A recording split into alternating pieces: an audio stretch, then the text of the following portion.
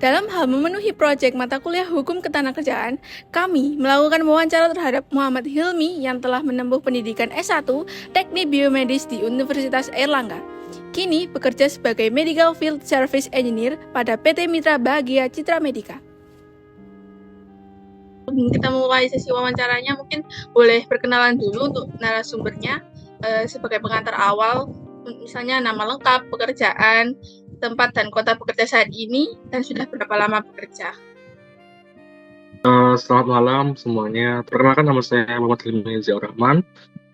Saya saat ini sebagai Field Service Engineer atau teknisi dari distributor PT Mitra Bahagia Citra Medica, yang mana di bawah prinsipal yang membawa alat kesehatan Mindray di bidang IVD atau in vitro diagnostik di laboratorium rumah sakit ataupun klinik-klinik yang tersebar di seluruh Indonesia.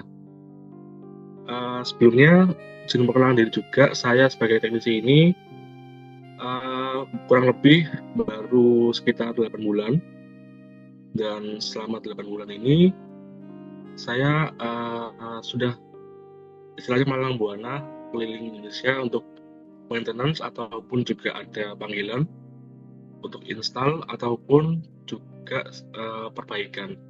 Karena tugas utama dari teknisi ya kurang lebih sebagai berikut itu yang telah saya jelaskan sebelumnya. Oke, mungkin apakah sudah cukup perkenalan dari saya? Baik, terima kasih. Mungkin bisa langsung masuk saja ke bagian sesi tanya jawab wawancara ya. Untuk rekan saya, persilakan. Permisi Mas Hilmi, selama ini bagaimana jam kerja di PT Mitra Bahagia Citra Medica ini? Apakah sering ada lembur atau tugas tambahan di luar jam kerja? Kalau jam kerja normalnya di perusahaan atau di kantor itu mulai start dari jam 8 sampai jam 4 sore.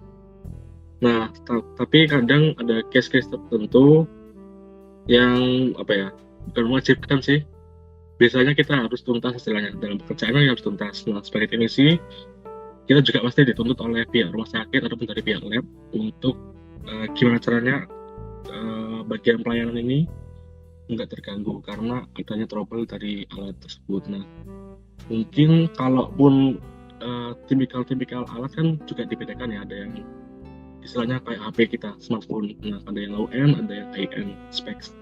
Nah, kalaupun yang low end itu mungkin estimasi kalau bisa cepat ya kurang lebih 2 jaman sih kalau bisa cepat. Kalaupun case-case handling yang spek-spek alat yang high end itu mungkin bisa sampai berhari-hari ataupun ya estimasi maksimal 2 hari sih kalau ada trouble besar. Itu sih.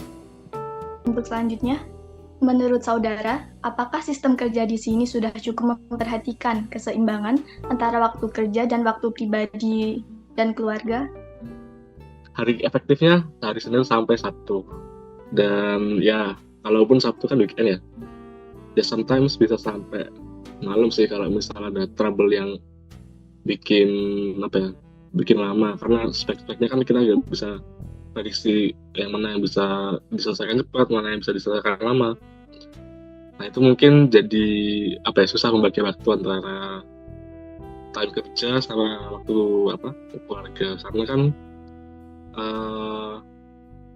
teknisi ini juga berurusan dengan customer. Nah, customer ini kan seperti namanya PT ya, Mitra Bahagia, dimana kita harus bisa membahagiakan dari customer ini. Izin bertanya Mas, kalau soal gaji sama tunjangan itu apakah Masnya itu sudah merasa cukup dengan tanggung jawab sama beban kerjanya? Sebelumnya terima kasih. Kalau based on general aja sih kalau aku bilang, kalau gaji itu ya di perusahaan kita atau di PT Mitra Bahagia ini ya gajinya sesuai UMR. Dan mungkin kalau tunjangan kan saya juga belum merasakan secara langsung impact-nya tunjangan karena kan baru 8 bulan. Nah, tapi kemarin kan saya waktu join ini masih 4 bulan ya, dan itu bertepatan dengan puasa. Nah, setelah puasa kan dapat THR. Nah, itu Ya bisa nambah dikit lah buat tambahan buat gaji dan lain-lain itu. Walaupun cuma 4 bulan kerja, tapi ya susah dapat THR ya lumayan. Itu sih. Apakah saudara menerima tunjangan di luar gaji pokok? Misalnya tunjangan untuk transportasi, makan, kesehatan, atau risiko kerja? Coba dijawab, Mas. Kalau tunjangan, ya jadi istilahnya reimburse.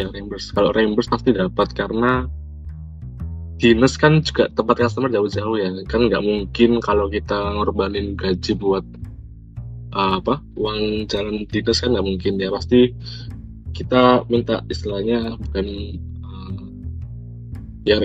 kalian kalau misalnya di kerja bakal dapat reimburse lah buat mengganti uang kalian. Nah itu pasti dapat setiap kalian visit ke customer itu pasti bakal bensin. Kalau uang makan, nah ini unik. Kalau di perusahaan saya ini uang makannya dibatasi. Kalau selain di gerbang Kertasusila itu kita dapat uang makan. Kalau di daerah gerbang Kertasusila ya kita gimana caranya bisa menghemat atau mengatur sendiri dari uang makan itu selain daerah gerbang Kertasusila. Apa pernah Mas merasa tidak nyaman atau tidak aman di lingkungan kerja, misalnya karena ada tekanan, perlakuan atasan, atau sistem penilaiannya, Mas? Fleksibilitas dalam hal pengaturan jadwal sih teknisi, karena jumlah teknisi yang di perusahaan ini kurang lebih 10-11. Sedangkan customer yang ada di Jawa Timur aja udah ratusan lebih.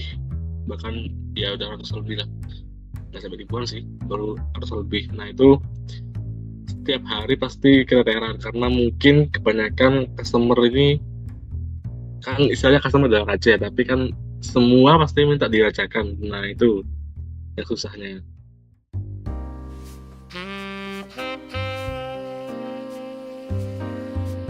Pembangunan nasional, khususnya bidang ketenagakerjaan, diarahkan sebesar-besarnya bagi kemakmuran dan kesejahteraan pekerja, maka hukum ketenagakerjaan harus menjamin kepastian hukum, nilai keadilan, asas kemanfaatan, ketertiban, dan perlindungan dan penegakan hukum. Berdasarkan hasil wawancara pekerja PT Mitra Bahagia Citra Media, dapat disimpulkan bahwa secara substansif pemenuhan hak-hak normatif pada pekerja PT Mitra Bahagia Citra Media sebagian besar telah sesuai dengan ketentuan dalam Undang-Undang Nomor 13 Tahun 2003 tentang Ketenagakerjaan, khususnya terkait jam kerja reguler, upah minimum, dan pemberian tunjangan seperti THR. Namun, di sana juga terdapat indikasi pelanggaran terhadap ketentuan mengenai waktu kerja lembur yang tidak disertai kompensasi yang jelas, sebagaimana diatur dalam Pasal 78 Undang-Undang Ketenagakerjaan.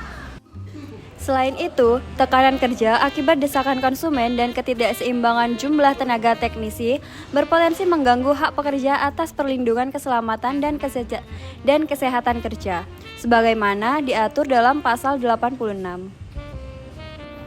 Oleh karena itu, perlu adanya evaluasi terhadap sistem pengaturan beban kerja agar prinsip keseimbangan kerja dan kehidupan pribadi atau work-life balance tetap terjaga sesuai asas perlindungan dan keadilan dalam hukum ketenagakerjaan.